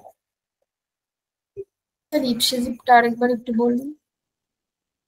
কোনটা কোনটা আরেকবার বলো। এর আগে যেটা ইপসেটিভ নাকি ওটা আরেকবার। ইপসেটিভ অ্যাসেসমেন্ট, ধরে নাও দেবরতী তুমি ওই কলেজে পড়ছিলে বা মাস্টার্স পড়েছো, মাস্টার্সে ফার্স্ট সেমিস্টারে তুমি 70% নাম্বার পেয়েছো, ফার্স্ট সেমিস্টারে। সেকেন্ড সেমিস্টারে তুমি 80% মার্কস পেয়েছো, থার্ড সেমিস্টারে তুমি 85% পেয়েছো, ফোর্থ সেমিস্টারে 87% নাম্বার পেয়েছো। এটা কি তোমার যে প্রোগ্রেস রিপোর্ট, সেই প্রোগ্রেস কি হয়েছে, যত সময় গেছে তোমার প্রোগ্রেস তত ভালো হয়েছে। এবং এই প্রোগ্রেস, এই ভালো না মন্দ হয়েছে কিসের পরিপ্রেক্ষিতে বলবো না, তোমার যে প্রিভিয়াস যে রেজাল্ট আছে, প্রিভিয়াস যে ফলাফল আছে, সেই প্রিভিয়াস ফলাফলের সাথে বর্তমান ফলাফলকে আমরা কম্পেয়ার করি এবং সেই কম্প্যারিজনের ভিত্তিতে আমরা বলতে পারি কি না পাস্ট এক্সপিরিয়েন্স, এই পাস্ট যে রেজাল্ট তার থেকে বর্তমানে যেটা সেটা আরো বেটার হয়েছে, আরো বেটার হয়েছে, আরো বেটার হয়েছে। এটাকে বলা হয় কি ইপসেটিভ অ্যাসেসমেন্ট। এখানে আরো একটা টার্ম ইউজ করা আছে, দেখো সেলফ ইমপ্রুভমেন্ট। এই তুমি এখানে বুঝতে পারছো না যে তোমার সময়ের সাথে ইমপ্রুভমেন্ট হচ্ছে না ইমপ্রুভমেন্ট হচ্ছে না, এটা তুমি স্পষ্ট দেখতে পাচ্ছ। 70% পেয়েছিলাম, 80 পাচ্ছি, 85 পাচ্ছি, 87 পাচ্ছি। যত সময় গেছে তত আমি বেটার পারফর্ম করেছি, এটাকে বলা হয় ইপসেটিভ অ্যাসেসমেন্ট। ক্লিয়ার? হ্যাঁ, বুঝতে পেরেছি। আর কারো কোনো কোশ্চেন? সংস্কৃতের যারা আছো তোমরা, তোমাদের কাছে এই বিষয়গুলো একটু নতুন নতুন লাগতে পারে বা নতুন হলেও হতে পারে, তো তোমরা কিন্তু কোনো কোশ্চেনই করো না, ঠিক আছে? তো তোমাদেরকে আমি বারংবার বলছি তোমরা কোশ্চেন করো, কোশ্চেন না করলে কিন্তু তোমাদের কোনো যদি সন্দেহ থাকে সেই সন্দেহ দূর হবে না। কোনো জায়গায় যদি বুঝতে না পেরে থাকো সেই জায়গাটা কিন্তু তোমাদের গ্যাপ থেকে যাবে।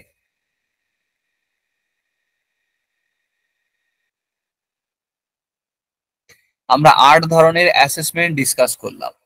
Formative, summative, diagnostic, placement, norm referenced, criteria referenced, ipsative, authentic. Sir অথেন্টিকটা এবার বলুন। অথেন্টিক অ্যাসেসমেন্টের অর্থ হচ্ছে এই যে তোমরা নেট সেট পড়ছো, ঠিক আছে, নেট সেট পড়ছো, এই নেট সেটে যে তোমরা যে এই যে পড়াশোনা করছো এখান থেকে তো কোনো নলেজ তোমরা পাচ্ছো বা কোনো তথ্য তো তোমরা পাচ্ছ, এখান থেকে কিছু শিখছো। এই শেখাটাকে তুমি পরীক্ষার হলে অ্যাপ্লাই করে পাস করার জন্য, এটা একটা নর্মাল উদাহরণ। এবারে আছে কি না, তুমি আগে কোন একটা স্কিল শিখেছিলে, তোমার কোনো একটা স্কিল শেখা আছে, ঠিক আছে? আমরা মাধ্যমিক উচ্চ মাধ্যমিকের পরে বা কলেজে পড়তে পড়তে আমাদের সর্বপ্রথম কি কাজ করি, আগে আমি যখন মাধ্যমিক উচ্চ মাধ্যমিক দিয়েছি তখন একটা ট্রেন্ড ছিল মাধ্যমিক উচ্চ মাধ্যমিক পাস করে কম্পিউটারে ভর্তি হয়, কম্পিউটার শেখাটা জরুরি, ঠিক আছে? এই যে কম্পিউটার শিখে নিলে তো খুব ভালো কথা, কিন্তু তোমার যখন একাডেমিক্সে কম্পিউটারের যে স্কিল তুমি শিখেছিলে সেটার অ্যাপ্লিকেশনের প্রয়োজন এসে, তোমার অ্যাপ্লাইয়ের প্রয়োজন এসে, তুমি কি তখন কি অ্যাপ্লাই করতে পারছো কি পারছো না, এইটাকে ইভালুয়েট করা হয় authentic assessment, where student thoughtfully apply their acquired skill to a new situation or environment, তুমি যে আগে যে স্কিলটা শিখেছিলে সেই স্কিলটা ডিফারেন্ট কোনো সিচুয়েশনে বা প্রবলেমেটিক কোনো সিচুয়েশনে বা নতুন কোনো পরিস্থিতিতে তুমি সেটা অ্যাপ্লাই করতে, প্রপার হইতে অ্যাপ্লাই করতে পারছো কি পারছো না, সেটা ইভালুয়েট করা হয় এই অথেন্টিক অ্যাসেসমেন্টের সাহায্যে।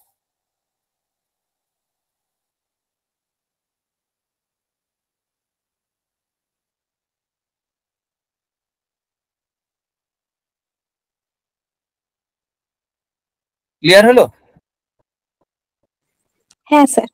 এবারে আসি, এক সেকেন্ড, হ্যাঁ, choice based credit system, CBCS. তোমরা মোটামুটি যারা পড়াশোনা করেছো বেশিরভাগই এই চয়েস বেসড ক্রেডিট সিস্টেমে, সিবিসিএস সিস্টেমে। দেখো এখানে দুটো ঘটনা আছে, একটা হচ্ছে চয়েস, একটা হচ্ছে চয়েস বেস, আর একটা হচ্ছে ক্রেডিট সিস্টেম। চয়েস বেসড অর্থাৎ আমি স্টুডেন্ট, আমি চয়েস করব আমি কি পড়বো, এবং তুমি যেটা পড়বে, তুমি যেটা চয়েস করেছো সেটাই পড়বে। তোমার নির্বাচন করা বিষয়ের ক্ষেত্রে বিষয়কে ইভালুয়েট করা হবে, তার পরিপ্রেক্ষিতেই তোমাকে ক্রেডিট দেওয়া হবে। এমন নয় যে আমরা ঠিক করে দেবো তোমরা পড়বে, এমন নয়, তোমরাই ঠিক করবে যে তুমি কি পড়বে। বর্তমানে যে ক্রেডিট সিবিসি সিস্টেম এসে, সেই সিস্টেমে দেখবে তোমরা তোমাদের বিষয় পাশের সাবজেক্ট, তুমি হয়তো সংস্কৃতের, তুমি চাইলে এডুকেশনের তুমি পেপার বা এডুকেশনে তুমি তোমার একটা পেপার রাখতে পারো, একটা সিলেক্ট করতে পারো, ঠিক আছে, ইলেকটিভ সাবজেক্ট হিসেবে। অথবা তুমি এডুকেশনের স্টুডেন্ট, তুমি ইংলিশের কোনো একটা কোর্সে ভর্তি, বা ইংলিশকে তুমি মাইনর সাবজেক্ট বা ইলেকটিভ সাবজেক্ট হিসেবে রাখলে। মূলত এই সিবিসিএস সিস্টেমে গ্রেডিং সিস্টেম নতুন সংযোজন হয়েছে বা অ্যাড করা হয়েছে, এবং এর সাথে সাথে কি না, কম্প্রাইজিং কোর, ইলেকটিভ আর minor and skill based course. First সেমিস্টারে যখন ভর্তি হবে দেখবে তোমাদের প্রথমে আছে কোর পেপার, তোমরা যেই সাবজেক্টে পড়ছো, সংস্কৃত, এডুকেশন, ভূগোল, রাষ্ট্রবিজ্ঞান, যা যা সাবজেক্ট, এটাকে বলা হয় কোর সাবজেক্ট। কোর সাবজেক্টের সাথে সাথে তোমাদের 200 নম্বরের আরো একটা সাবজেক্ট পড়তে হয়, যেটাকে আমরা বলি ইলেকটিভ বা মাইনর সাবজেক্ট। এটা যে যার পছন্দ মতো বা কম্বিনেশন থেকে বেছে নাও। অথবা আর একটা থাকে স্কিল বেস, সেখানে কমিউনিকেটিভ ইংলিশ থাকে অনেক জায়গায়, ঠিক আছে, বেসিক্যালি কমিউনিকেটিভ ইংলিশটাই থাকে। এটা হচ্ছে কি স্কিল বেস কোর্স। এই তিনটে বিষয়কে একত্রে এই সিবিসিএস সিস্টেমের মধ্যে আছে, এবং এর মধ্যে কথা কি, চয়েস বেসড, আমি কি পড়বো সেটা আমি নির্বাচন করব, এবং সেটার ইভালুয়েশন করা হবে। এবং শিক্ষার্থীদের যে ইভালুয়েশন সেটা নাম্বারের ভিত্তিতে কিন্তু নয়, বা এরকম বলা হবে না যে ও এত নাম্বার পেয়েছে, এত এত পার্সেন্ট পেয়েছে, এরকম না। এখানে গ্রেড দেওয়া হবে সিজিপিএ তে, বা সিজিপিএ এর ব্যাপার আছে। 9 এর উপর যারা পাবে তারা outstanding grade, grade A, grade B, grade C, এরকম গ্রেডিং আছে। গ্রেডের ভিত্তিতে ইভালুয়েট করা হবে অসুস্থ কম্পিটিশন কমানোর জন্য। এখানে কি না, এই গ্রেডিং সিস্টেমের মধ্যে কি কি ফ্লেক্সিবিলিটি আছে সেটা বলা হচ্ছে। Flexibility in designing curriculum, curriculum আরো বেশি ফ্লেক্সিবল, রিজিড না। আমি এডুকেশন মানে আমি সারা জীবন শুধু এডুকেশন পড়বো এমনটা না, আমি চাইলে অন্য কিছু করতে পারি। Flexibility in assigning credit based on the course content and hours of teaching, আমি যে বিষয়টা নির্বাচন করেছি এবং কত ঘন্টা ক্লাস, কত ঘন্টা পড়াশোনা করছি, তার পরিপ্রেক্ষিতে কিন্তু আমাকে ক্রেডিটটা দেওয়া হয়, এমনি এমনি নয়। Student can take course of their choice and learn their own pace, শিক্ষার্থীরা তার পছন্দ মতো বিষয়কে নির্বাচন করতে পারবে, পড়াশোনা করতে পারবে, এবং নিজের স্পিডে নিজের গতিতে পড়াশোনা করতে পারবে। এবারে এই সেমিস্টার সিস্টেম আর choice base credit system, semester সিস্টেমের মধ্যে এটা প্রথম ইমপ্লিমেন্ট হওয়া শুরু করে। তোমরা তোমাদের যদি মাস্টার্স মার্কশিট দেখো, গ্রাজুয়েশন মার্কশিট দেখে থাকো, তাহলে দুটো জিনিস দেখতে হবে। একটা হচ্ছে কি না সিজিপিএ, আর একটা হচ্ছে এসজিপিএ। সিজিপিএ এর মানে হচ্ছে সেমিস্টার গ্রেডিং পয়েন্ট, আর সরি, হ্যাঁ হ্যাঁ, সিজিপিএ মানে সেমিস্টার গ্রেডিং পয়েন্ট, আর সরি এসজিপিএ মানে সেমিস্টার গ্রেডিং পয়েন্ট, আর সিজিপিএ এর অর্থ হচ্ছে কিউমুলেটিভ গ্রেডিং পয়েন্ট। এসজিপিএ হচ্ছে তুমি একটা ইন্ডিভিজুয়াল বা কোনো একটা সেমিস্টারে কত নাম্বার পেয়েছো, এটাকে বলা হয় সেমিস্টার গ্রেডিং পয়েন্ট। আর সিজিপিএ হচ্ছে এই তোমার 4টে সেমিস্টারকে যখন একত্রিত, অথবা 6টা সেমিস্টারকে একত্রিত করে সেই সেটার অ্যাভারেজ করা হবে, সেটাকে বলা হয় কি CGPA, cumulative grade point average. এই দুটো জিনিস এই সেমিস্টার সিস্টেমে বা গ্রেডিং সিস্টেমের মধ্যে আছে।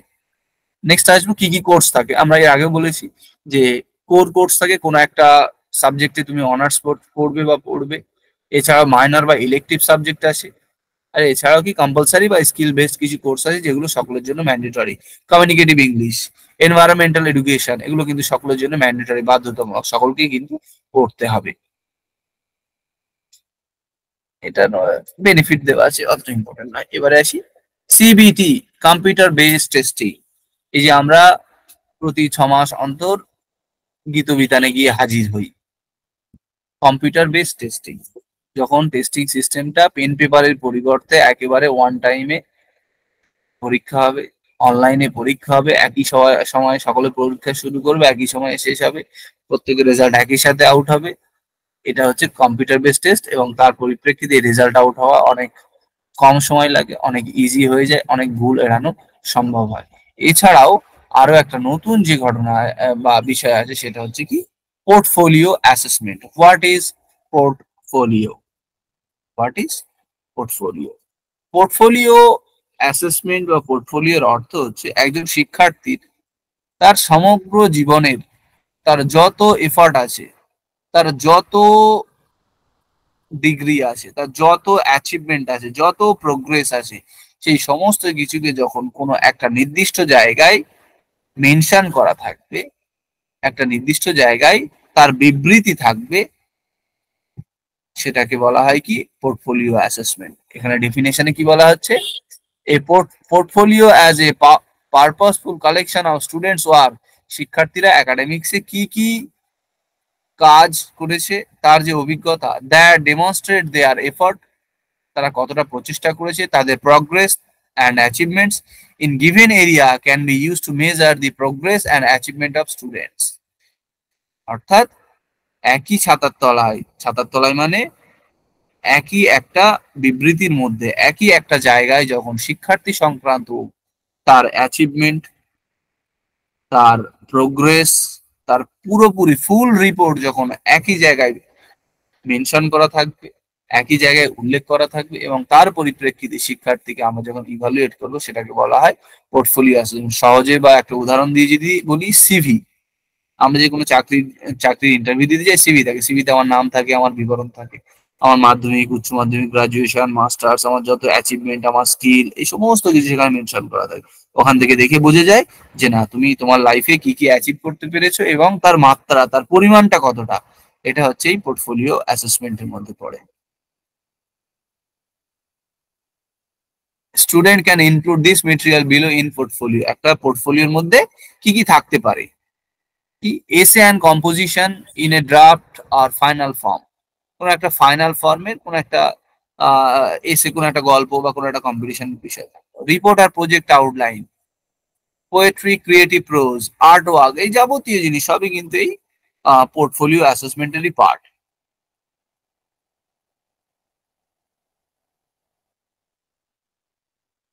ঠিক আছে, তো আমাদের মোটামুটি এখানটাতে শেষ হলো। তো এখানে কিছু বলার থাকলে জিজ্ঞাসা করে না, আমরা এবার কোশ্চেন অ্যান্সার সেশনে যাব। এই যে এখান থেকে শুরু 10 নম্বর কোশ্চেন থেকে দেখো, অ্যাজাম্পশন রিজনিং।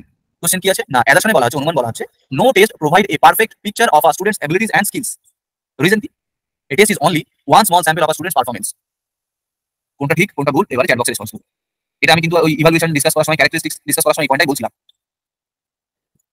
তো প্রশ্নের সঠিক উত্তর হচ্ছে অপশন 1। দেখো, no test provide a perfect picture of students abilities and skill.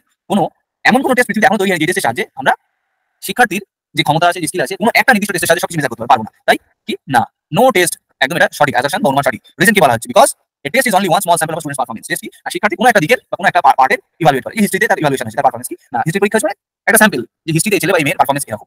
তাহলে কি না, এটাও সঠিক যে a test is only one sample of a students performance. একজন স্টুডেন্টের শুধু কোনো একটা নির্দিষ্ট দিকে এই টেস্টের সাহায্যে মেজার করা সম্ভব। Next, which one of the following type of assessment would be most beneficial for assessing a student's ability to debate?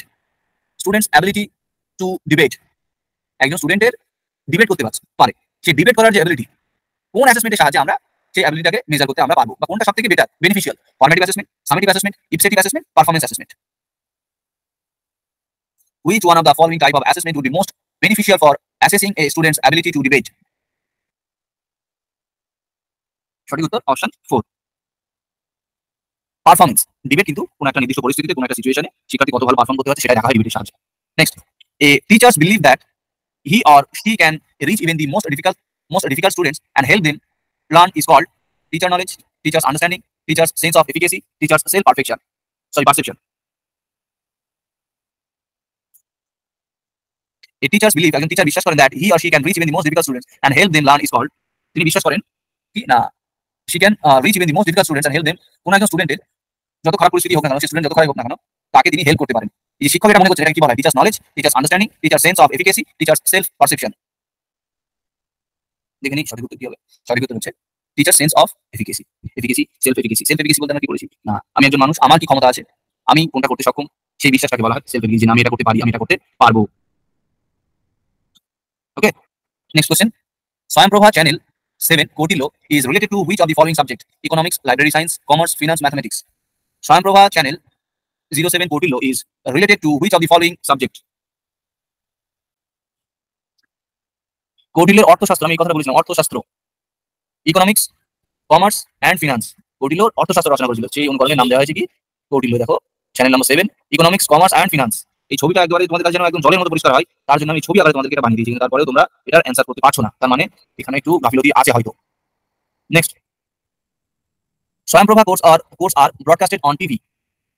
Statement 1, Statement 2, MOOCs are only available in English. কোনটা সঠিক, কোনটা ভুল, এখান থেকে আইডেন্টিফাই করতে হবে তোমাদের। দেখা যাক সঠিক উত্তর কি বলছে। সঠিক উত্তর অপশন 3, স্বয়ংপ্রভা ইংরেজি, স্বয়ংপ্রভা টিভিতে হয়, আর MOOCs ইংরেজি নয়, ইংলিশ হিন্দি উভয় ল্যাঙ্গুয়েজে হয়ে থাকে। Next, which of the following is a basic requirement for effective teaching? Effective teaching এর বেসিক রিকোয়ারমেন্ট কি আছে? Ignoring individual difference among students, adequate resource and technology, use of traditional teaching methods, rigid adherence to curriculum guidelines. Which of the following is a basic requirement of effective teaching? কোন রিকোয়ারমেন্টটা থাকলে আমরা বলবো যে না এটা হচ্ছে এফেক্টিভ টিচিং?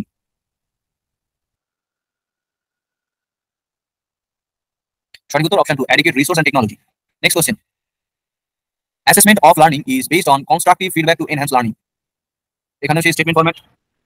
নেক্সট হচ্ছে, a goal of assessment of learning is to provide summative grades at the end of the learning process. ইভালুয়েশনকে আরো একরকম ভাবে ভাগ করা যায় বা ডিসকাশনের ক্ষেত্রে হয়, সেটা হচ্ছে কি? Assessment of learning, assessment for learning, assessment as learning. ঠিক আছে, assessment of learning, assessment for learning, assessment as learning. এই যে অ্যাসেসমেন্ট অফ লার্নিং, এখানে কি বলা হচ্ছে? Assessment of learning is based on constructive feedback to enhance learning. এটা এটা একটু নতুন বিষয় তোমাদের জন্য হবে, তবু দেখো সঠিক উত্তর হচ্ছে অপশন 1। দেখো, অ্যাসেসমেন্ট অফ লার্নিং এটাকে বলা হয় ফরমেটিভ অ্যাসেসমেন্টকে অ্যাসেসমেন্ট অফ লার্নিং বলে। এখানে কি না constructive feedback to enhance learning. আমরা ফরমেটিভ অ্যাসেসমেন্টে কি বলেছি? না, শিক্ষার্থীর পড়াশোনা চলাকালীন আমরা যখন অ্যাসেসমেন্ট করব, যদি শিক্ষার্থীদের মধ্যে কোনো দুর্বলতা থাকে সেটা আমরা সাথে সাথে সংশোধন করে নেব। ফিডব্যাক, ওখানে কিন্তু ইনস্ট্যান্ট ফিডব্যাকের জায়গা আছে। স্টেটমেন্ট 2 কি বলা হচ্ছে? Goal of assessment of learning is to provide summative grade at the end of the learning process. আমার মনে হচ্ছে এখানে অপশনটা ভুল আছে, এটা 3 নম্বর হতে পারে। অ্যাসেসমেন্ট অফ লার্নিং এটা কিন্তু ওই শেষে, এখানে যদি অফ আছে, ফর হলে সামেটিভ হতো। ঠিক আছে, এখানে এটা ভুল থাকতে পারে, এই যে এটা 3 হতে পারে। ঠিক আছে, হ্যাঁ বলছি এটা অফ আছে তো সামেটিভ হবে। ও সরি, আমি উল্টো বলছি। অ্যাসেসমেন্ট ফর লার্নিং যেটা, হ্যাঁ অ্যাসেসমেন্ট অফ লার্নিং যেটা, সেটা হচ্ছে summative assessment. Assessment for learning যেটা, সেটা ফরমেটিভ অ্যাসেসমেন্ট। আর অ্যাসেসমেন্ট অ্যাজ লার্নিং সেটা ফরমেটিভ অ্যাসেসমেন্ট, সেটা হচ্ছে সেলফ ইভালুয়েশনের ক্ষেত্রে। ঠিক আছে, তো এখানটাতে অপশনটাতে কিছু একটা গন্ডগোল। Assessment of learning is based on constructive feedback to enhance learning, এখানটাতে এই 4টা হওয়ার সম্ভাবনা বেশি আছে। রেসপন্সে কি সেদিকে রেসপন্স লেখা, হ্যাঁ 4টা হওয়ার সম্ভাবনা, 4টা হবে, এটা ভুল আছে। ঠিক আছে, ও আচ্ছা, এখানে তো দেওয়াই আছে, এটা তো স্কিপ করে দিয়েছিলাম। এটার অ্যানালিসিস এখানে দেওয়াই আছে।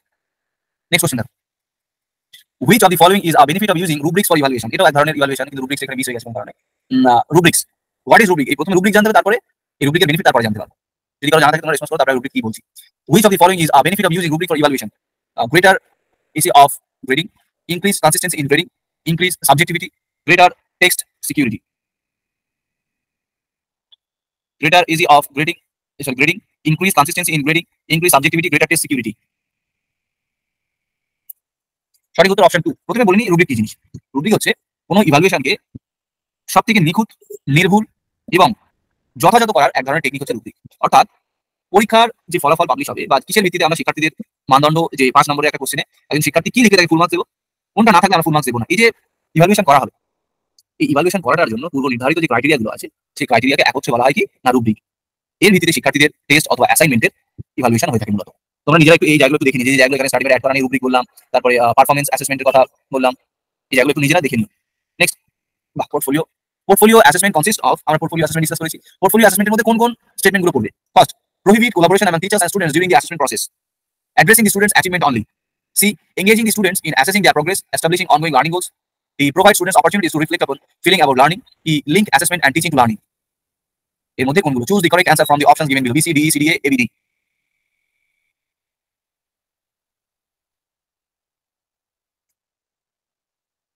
এলিমিনেশন মেথড কাজে লাগালে তোমরা এই প্রশ্নের উত্তর সঠিক করতে পারবে। এলিমিনেশন মেথড কাজে লাগাতে হবে।